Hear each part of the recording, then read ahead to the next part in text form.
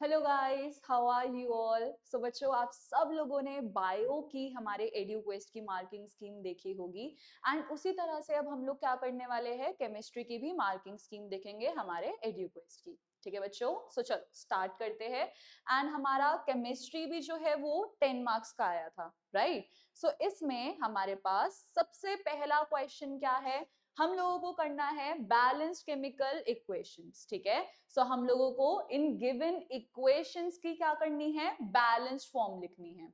सो सबसे पहले हमारे पास क्या है, आयरन 3 ऑक्साइड। तो बच्चों अब जहां तक मैं समझ पा रही हूँ, आप सब लोगों को थोड़ी बहुत इस चीज में कंफ्यूजन हुई होगी कि हम लोग आयरन 3 ऑक्साइड जो है वो कैसे लिखेंगे। एंड जिनको नहीं कंफ्यूजन हुई तो बच्चों बहुत ही बढ़िया चीज है अगर आप इस चीज को अच्छे से समझ पा रहे हो तो। सो देखो बच्चों, यहाँ पर हमको बताया क्या गया कि आयरन के हमारे पास यहाँ पर चार्ज क्या है, 3। ठीक है, क्योंकि हमारे पास आयरन के ऊपर दो चार्जेस होते हैं, 2 भी होता है एंड 3 भी होता है। सो इसलिए हमको यहाँ पर बोल दिया गया कि हमारे पास जो ये आयरन ऑक्साइड है उसमें आयरन के ऊपर कितना चार्ज है, +3 का। सो बच्चों अगर हमारे पास आयरन के ऊपर चार्ज है +3 और ऑक्साइड के ऊपर हमारे पास चार्ज कितना होता है, -2, इनको जब हम लोग क्रॉस करेंगे तो हमारे पास ये आयरन 3 ऑक्साइड क्या बनकर आएगा, Fe2O3। ठीक है, सो इसलिए हम लोगों ने यहाँ पर क्या लिखा है, Fe2O3। चलो अब आगे बढ़ते हैं। क्या बोल रहे हैं ये कि हम लोग आयरन ऑक्साइड को हीट कर रहे हैं कार्बन मोनोऑक्साइड गैस के साथ। तो बच्चों कार्बन मोनोऑक्साइड गैस का मतलब क्या है कि यहाँ पर हमारे पास खाली एक ही ऑक्सीजन है। मोनोऑक्साइड का मतलब क्या होता है, सिंगल ऑक्सीजन। सो इसलिए हम उसको किस तरीके से लिखेंगे, CO। ठीक है, हम इसको CO2 नहीं लिखेंगे, वो कार्बन डाइऑक्साइड होता है। चलो अब नेक्स्ट हमको क्या बोला गया कि आयरन ऑक्साइड को जब हम हीट कर रहे हैं कार्बन मोनोऑक्साइड गैस के साथ तो वो क्या बनाकर दे रहा है हमको, सॉलिड आयरन। एंड साथ में क्या लिबरेट हो रही है, कार्बन डाइऑक्साइड गैस। तो इसका मतलब हम लोगों ने जब Fe2O3 को रिएक्ट करवाया कार्बन डाइऑक्साइड के साथ तो हमको मिला solid iron that is Fe and हमको मिला कार्बन डाइऑक्साइड गैस। ठीक है, तो हम लोगों ने हमारी इक्वेशन लिख ली। अब नेक्स्ट काम हमारा क्या है कि हमको इस इक्वेशन को बैलेंस करना है ना। सो चलो देखते हैं अब हम इसको बैलेंस किस तरीके से करेंगे। सो बच्चों मैंने आप सब लोगों को यही बताया था कि जब भी हम लोग बैलेंसिंग स्टार्ट करेंगे तो हम लोगों को क्या करना है, सबसे पहले सारे एलिमेंट्स लिखने हैं कि हमारे पास कितने एलिमेंट्स है। ठीक है, सो इस रिएक्शन में हमारे पास कौन कौन से एलिमेंट्स है, हमारे पास आयरन है, हमारे पास ऑक्सीजन है, हमारे पास कार्बन है। ठीक है, क्या इसके अलावा हमको कोई भी एलिमेंट दिख रहा है, यहाँ पर नहीं दिख रहा। सो इसलिए हम लोगों ने यहाँ पर एलिमेंट्स क्या लिखे, आयरन, कार्बन एंड ऑक्सीजन। चल अब नेक्स्ट हमारा काम क्या रहने वाला है, यहाँ पर हम लोग लिखेंगे atoms on left hand side and atoms on right hand side.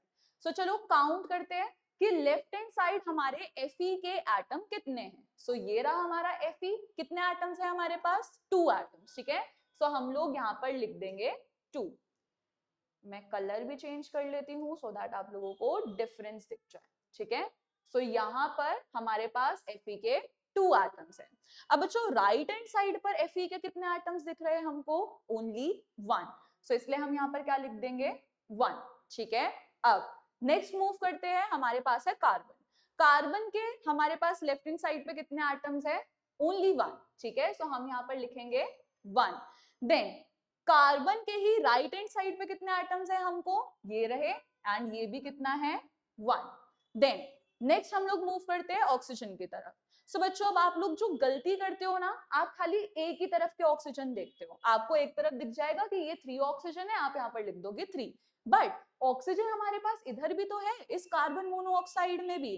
तो इसलिए हम लोग क्या लिखेंगे, यहाँ पर हमारे पास आ जाएगा 3+1 जो कि किसके इक्विवेलेंट है, 4 के। इसका मतलब टोटल ऑक्सीजन यहाँ पर कितने प्रेजेंट है, 4 ऑक्सीजन। ठीक है, अब नेक्स्ट मूव करते हैं, यहां पर ऑक्सीजन हमारे पास कितने हैं, कार्बन डाइऑक्साइड में खाली 2 ही ऑक्सीजन है। सो इसलिए हम लोग यहाँ पर लिखेंगे 2। ठीक है, सो हम लोगों ने हमारे एलिमेंट्स लिख लिए हैं, हमारे एटम्स लिख लिए हैं left side and right hand side पे। अब नेक्स्ट स्टेप हमारा क्या होने वाला है, हम बैलेंसिंग स्टार्ट कर देंगे, ठीक है। सो बैलेंसिंग हम लोग स्टार्ट करते हैं Fe एटम से, ठीक है। सो Fe हमारे पास यहाँ पर कितना है 2, इस तरफ कितना है 1। क्या करूं मैं ऐसा कि राइट हैंड साइड पे मेरे पास 2 Fe आ जाए, तो इसको हम सिंपली मल्टीप्लाई कर देंगे किससे, 2 से, ठीक है। एंड देखो मैंने ये 2 कहां पर ऐड किया है, राइट हैंड साइड वाले Fe पे, है ना। सो इसलिए मैं ये 2 लिखूंगी भी कहां पर, राइट हैंड साइड वाले Fe पे। सो इसलिए हम लोगों ने यहां पर लिख दिया 2, ठीक है। चलो तो हमारा Fe बैलेंस हो गया। अब मूव करते हैं हम लोग कार्बन की तरफ। सो कार्बन अभी के लिए हमको बैलेंस दिख रहे हैं 1 1, ठीक है। अब नेक्स्ट हमारे पास क्या आ जाता है, ऑक्सीजन। अब आप लोग क्या करोगे, आपको दिखेगा कि मैम यहाँ पर 4 ऑक्सीजन है एंड इस तरफ भी 4 बनाने के लिए हम लोग क्या करें, इसको सिंपली 2 से मल्टीप्लाई कर देते हैं, है ना मैम, बन गया ये 4। अब आप क्या करोगे, अब जैसे ही इस तरफ 2 पुट करोगे तो आपको क्या दिखेगा कि मैम यहाँ पर जो मैंने 2 लगाया है ये तो भैया इस कार्बन के साथ भी मल्टीप्लाई हो रहा है। तो मैंने ऑक्सीजन तो बैलेंस किया लेकिन मेरा कार्बन अनबैलेंस्ड हो गया। अब क्या करें मैम, तो अब हम यहाँ पर भी क्या कर देंगे, 2 लगा देंगे, है ना। बट एक चीज देखो, जैसे ही हम लोग यहाँ पर 2 लगाएंगे तो ऑक्सीजन दोबारा से अनबैलेंस्ड हो गया, है ना। अब ऑक्सीजन हमारे पास यहाँ पर कितना हो गया 3 एंड ये 2 कितना हो गया 5। मेरे बच्चे क्या हम लोग यहाँ पर ऑक्सीजन किसी भी हाल में 5 बना सकते हैं क्या, नहीं। तो इसलिए अब हम लोगों को क्या करना पड़ेगा, हमको इस 5 ऑड नंबर से किस तरफ मूव करना पड़ेगा, इवन नंबर की तरफ। सो अब मैं 5 को अगर 6 बनाने की ट्राई करूं तो कुछ हो पाएगा क्या, चलो करके देखते हैं।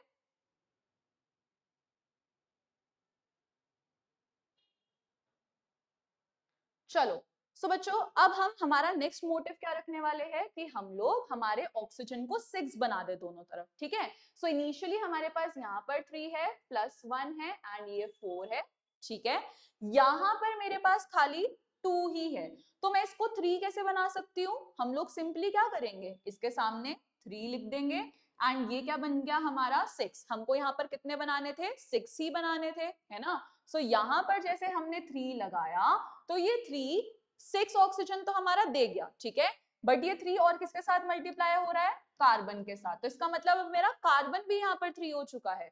तो यहाँ पर हम कार्बन 3 बनाने के लिए क्या करेंगे, इसके पास भी 3 मल्टीप्लाई करेंगे एंड यहाँ पर 3 लिख देंगे।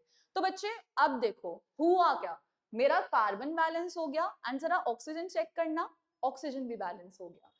3 प्लस 3 कितना हो गया हमारे पास, यहाँ पर ऑक्सीजन भी, हमारे पास ऑक्सीजन भी हो गया 6, राइट। तो अब हम नेक्स्ट क्या करने वाले हैं, हम यहाँ पर हमारी पूरी बैलेंस्ड इक्वेशन जो है वो प्रेजेंट कर देंगे, ठीक है। सो अब हम हमारी पूरी बैलेंस इक्वेशन इस तरीके से नीचे लिखेंगे, ठीक है। क्या आया हमारे पास आया Fe2O3 प्लस 3CO एंड हमको क्या मिल रहा है 2Fe प्लस 3CO2। एंड बच्चों अब हम इसको क्या कर देंगे, एक बॉक्स में बंद कर देंगे, राइट। एंड नीचे लिख देंगे हम लोग बैलेंस्ड इक्वेशन, यही करना था हमको, राइट। अब आप लोग चेक कर सकते हो हमारे Fe यहाँ पर 2 है, यहाँ पर भी 2 है, ऑक्सीजन हमारे टोटल यहाँ पर 6 है, ऑक्सीजन यहाँ पर भी 6 है, कार्बन 3 हमारे पास यहाँ पर है एंड कार्बन 3 भी हमारे पास यहाँ पर है। सो इस तरीके से ये इक्वेशन बैलेंस होनी थी, ठीक है बच्चों। चलो अब नेक्स्ट मूव करते हैं हम लोग हमारे नेक्स्ट बैलेंसिंग की तरफ। यहां पर क्वेश्चन पढ़ लेते हैं, हम लोगों को क्या बोला गया था, nitrogen gas is treated with hydrogen gas. इसका मतलब हम लोगों ने नाइट्रोजन गैस और हाइड्रोजन गैस को एक दूसरे के साथ कंबाइन करवाया है, ठीक है। हम इनकी बीच में रिएक्शन करवा रहे हैं एंड यहाँ पर हमारे पास कैटलिस्ट भी है। टेम्परेचर हमको कितना दे दिया 773 K, ठीक है। एंड ये बना क्या रहा है, ये बना रहा है एक अमोनिया गैस। सो आप लोगों के लिए क्वेश्चन इजी रहे इसलिए यहाँ पर अमोनिया का फॉर्मूला भी लिख दिया NH3, ठीक है। सो इससे सिंपल तो क्या ही होगा, अब यहाँ पर हम लोग क्या करेंगे, हम सबसे पहले हमारा ये इक्वेशन बनाएंगे। सो हमारे पास क्या था, नाइट्रोजन गैस, जिसको हम किस फॉर्म में लिखेंगे, N2 के फॉर्म में, हाइड्रोजन गैस H2 के फॉर्म में, क्या बना रहा है, NH3। ठीक है, चलो अब हम हमारा फिर से वही प्रोसेस जो है वो स्टार्ट करते हैं। हमने एलिमेंट्स लिखे, हमारे पास कौन कौन से एलिमेंट्स है, देन हम लोग एटम्स लिखेंगे कि हमारे पास कौन कौन से एटम्स प्रेजेंट है left side and right side पे। चलो, नाइट्रोजन के एटम्स हमको लेफ्ट हैंड साइड पे कितने दिख रहे हैं, हमारे पास है 2 नाइट्रोजन के एटम्स। देन नेक्स्ट आ जाओ, नाइट्रोजन के एटम्स राइट हैंड साइड पे हमको कितने दिख रहे हैं, ओनली 1। ठीक है, चलो अब नेक्स्ट हमारे पास क्या है, हाइड्रोजन। हाइड्रोजन के एटम्स कितने हैं हमारे पास लेफ्ट हैंड साइड पे, सो ये रहा, एंड हमारे पास कितने एटम्स है, 2 एटम्स। ठीक है, नेक्स्ट हाइड्रोजन के एटम्स राइट हैंड साइड पे कितने हैं, 3। ठीक है, चलो अब क्या करें, सबसे पहले नाइट्रोजन को बैलेंस करते हैं। तो नाइट्रोजन हमारा लेफ्ट हैंड साइड 2 है, राइट हैंड साइड इसको 2 कैसे बनाओ, सिंपली हम लोग यहाँ पर 1 को मल्टीप्लाई कर देंगे 2 से, एंड हमको मिल गया 2 नाइट्रोजन। अब मैं जैसे ही ये 2 नाइट्रोजन के सामने लगाऊंगी, तो क्या ये 2 H से मल्टीप्लाई नहीं होगा, बिल्कुल होगा। तो इसका मतलब अब मेरे हाइड्रोजन 3 की जगह कितने हो गए हैं, 6 हाइड्रोजन। तो यहाँ पर मैम 6 हाइड्रोजन कैसे बनाए, हमारे पास 2 ऑलरेडी है, अब इसको 6 कैसे बना सकते हैं, हम इसको 3 से मल्टीप्लाई कर देंगे, आ गया हमारे पास 6। सो अब हम इसके सामने क्या लगा देंगे, 3।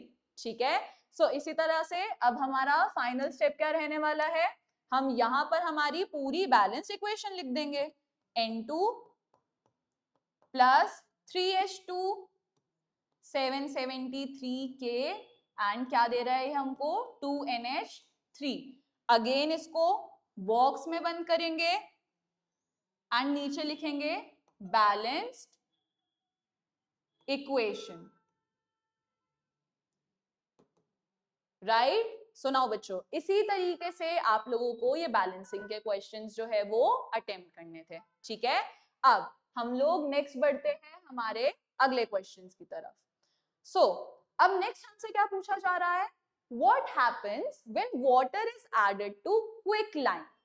Is the reaction endothermic or exothermic? ठीक है, यहाँ पर बोला क्या जा रहा है कि बताओ क्या होता है जब हम क्विक लाइन के अंदर वाटर को ऐड करते हैं। सो सबसे पहले बच्चों, क्विक लाइन होता क्या है, ये आप सबको अब पता होना चाहिए कि हमारे पास क्विक लाइन को हम बोलते क्या है।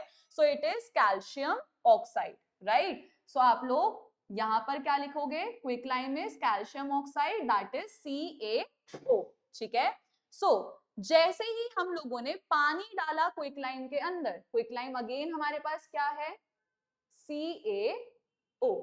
ठीक है, सो जब हम पानी को क्विक लाइम के अंदर डालते हैं तो होता क्या है, वो प्रोड्यूस करता है स्लेग लाइन, एंड ये स्लेग लाइन क्या था, this is our calcium hydroxide, है ना, that is CaOH whole twice. ठीक है, सो अब जैसे ही हम लोगों ने हमारे क्विक लाइम के अंदर वाटर डाला तो स्लेग लाइन तो बनता है, बट साथ में बहुत सारी हीट भी निकलती है ना।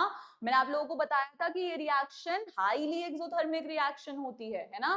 सो जब भी किसी रिएक्शन से हीट निकलती है तो क्या होता है, वो रिएक्शन कैसी रिएक्शन है, एक्सोथर्मिक रिएक्शन, इसलिए ये रिएक्शन भी कैसी रिएक्शन है, एक्सोथर्मिक रिएक्शन। ठीक है, सो इस तरह से आप लोगों को क्या करना था, आपको पहले बताना था कि जब हम क्विक लाइम के अंदर वाटर को ऐड करेंगे तो वो स्लेग लाइन प्रोड्यूस करेगा एंड हीट प्रोड्यूस करेगा। देन आपको इसी वर्ड फॉर्मेट को इस इक्वेशन फॉर्मेट में लिखना था, एंड देन फाइनली आपको आंसर करना था कि ये इक्वेशन जो है, ये रिएक्शन जो है वो एक्सोथर्मिक होने वाली है। ठीक है, सो अब बच्चों नेक्स्ट क्वेश्चन हमारे पास क्या है, how can you make a chemical equation more informative. अब हमको बताना है कि हम किस तरह से हमारी केमिकल इक्वेशन को और भी ज्यादा इंफॉर्मेटिव बना सकते हैं, एंड यहाँ पर हमको कोई भी 2 वेज लिखने हैं एंड उसके एग्जाम्पल लिखने हैं। सो हम लोगों ने बहुत सारे तरीके देखे थे जिससे हम हमारी केमिकल रिएक्शन को इंफॉर्मेटिव बना सकते हैं, है ना, बट आपको यहाँ पर खाली 2 वेज देने हैं, बट साथ में उसके एग्जाम्पल्स भी देने हैं। सो देखो बच्चों, हम लोग यहाँ पर क्या क्या कर सकते हैं।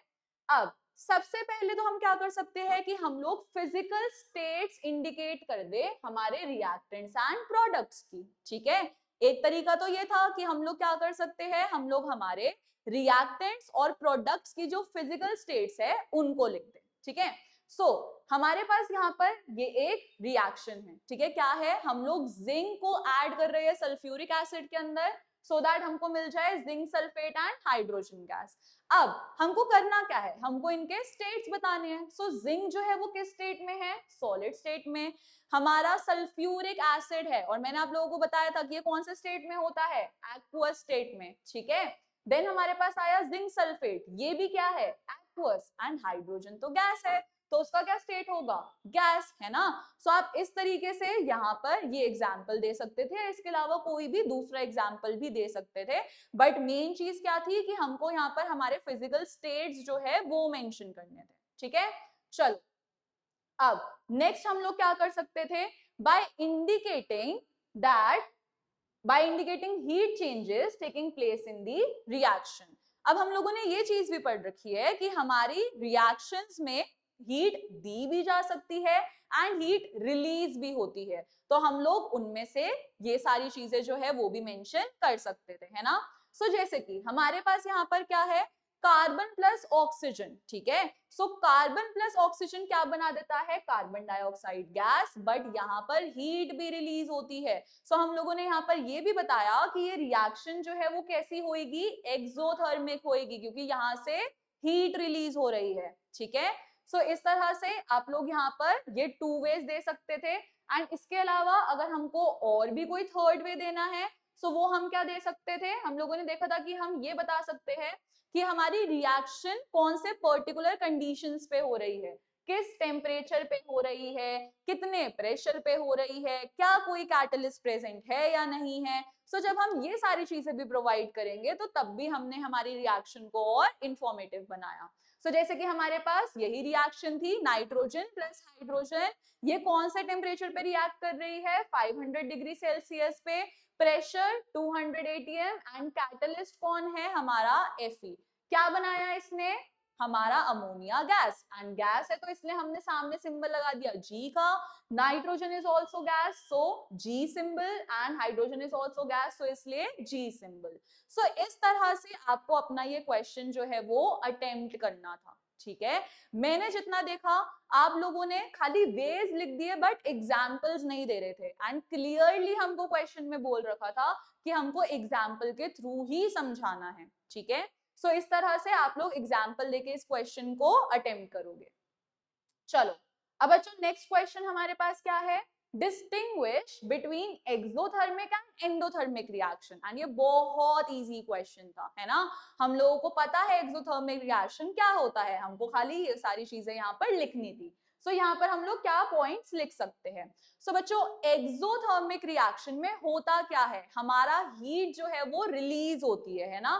सो इसलिए हम लोगों ने यहाँ पर फर्स्ट पॉइंट क्या लिखा कि एक्सोथर्मिक रिएक्शन में एनर्जी जो है वो रिलीज होती है, and this energy is in the form of heat.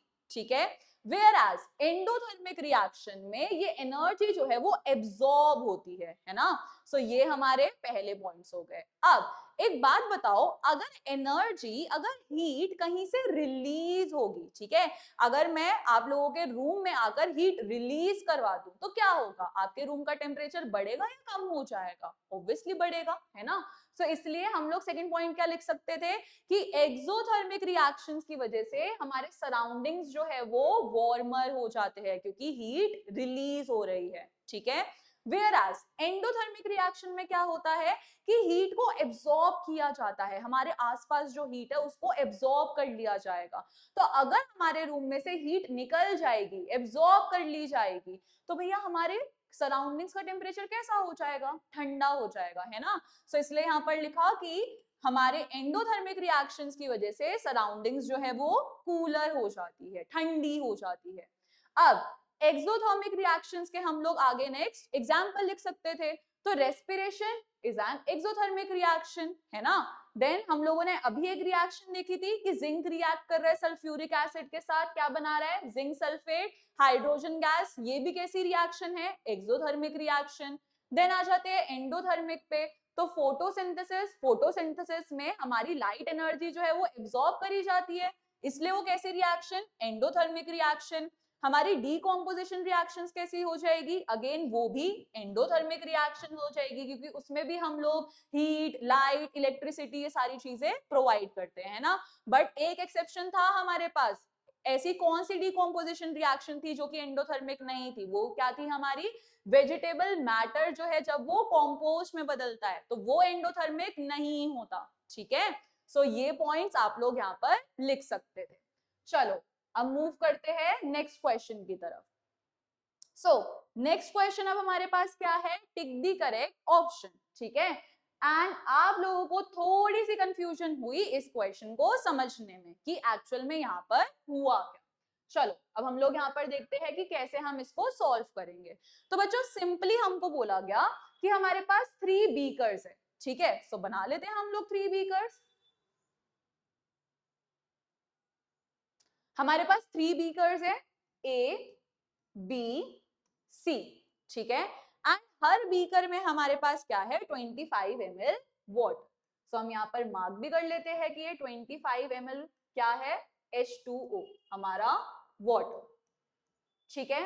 अब हमसे बोला क्या गया कि small amount of NaOH, anhydrous CuSO4 and sodium chloride, ये हम लोगों ने ऐड करा है ए, बी और सी में, ठीक है। सो यहाँ पर हम लोग दिखा देते हैं कि यहाँ पर भैया हम लोगों ने NaOH डाला है इस बीकर में, यहाँ पर हम लोगों ने कॉपर सल्फेट डाला है, यहाँ पर हम लोगों ने सोडियम क्लोराइड डाला है, ठीक है।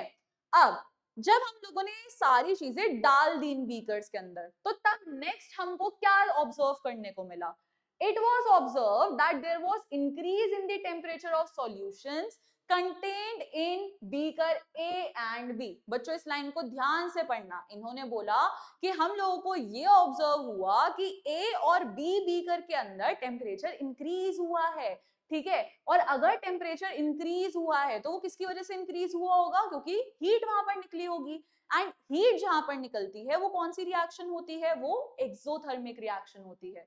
तो यहाँ पर आपको सिंपली पता लग गया कि ए और बी कैसी रिएक्शन हुई है, यहाँ पर एक्सोथर्मिक रिएक्शन, है ना। अब आगे देखो, whereas in case of beaker C the temperature of the solution falls। अब क्या बोला गया कि C के केस में क्या हुआ कि वो टेस्ट ट्यूब ठंडी हो गई, एंड हम लोगों ने अभी देखा था कौन सी रिएक्शन में हमारी एनवायरनमेंट जो है वो ठंडा हो जाता है, दैट इज एंडोथर्मिक। इसका मतलब C में हीट जो है वो एब्सॉर्ब करी गई होगी, है ना, इसलिए उसकी सराउंडिंग्स ठंडी हो गई। देन नेक्स्ट क्या है, which one of the following statement is और आर करेक्ट। अब हमको क्या बताना है कि इनमें से कौन सी स्टेटमेंट जो है वो करेक्ट है। सो पहली स्टेटमेंट हमको बोल रही है in beaker A and be exothermic process has occurred. And देखना जरा हम लोगों ने भी क्या लिखा है कि हाँ ए और बी में एक्सोथर्मिक प्रोसेस हुआ है, इसका मतलब ये करेक्ट है। In beakers A and B endothermic process has occurred, no, यहाँ पर तो हीट रिलीज हुई है। In beaker C exothermic process has occurred. अब बच्चों सी में हीट जो है वो एब्सॉर्ब करी गई थी, है ना, रिलीज नहीं हुई है, सो इसलिए सी में कैसा प्रोसेस हुआ था, एंडोथर्मिक, और ये तो एक्सोथर्मिक बोल रहे हैं, तो ये गलत। In beaker C endothermic process has occurred, and यही हुआ है, इसका मतलब हमारे option first and fourth correct है। अब देखो कहां पर है ये फर्स्ट एंड फोर्थ, तो हमारा ये सी ऑप्शन जो है वो करेक्ट है।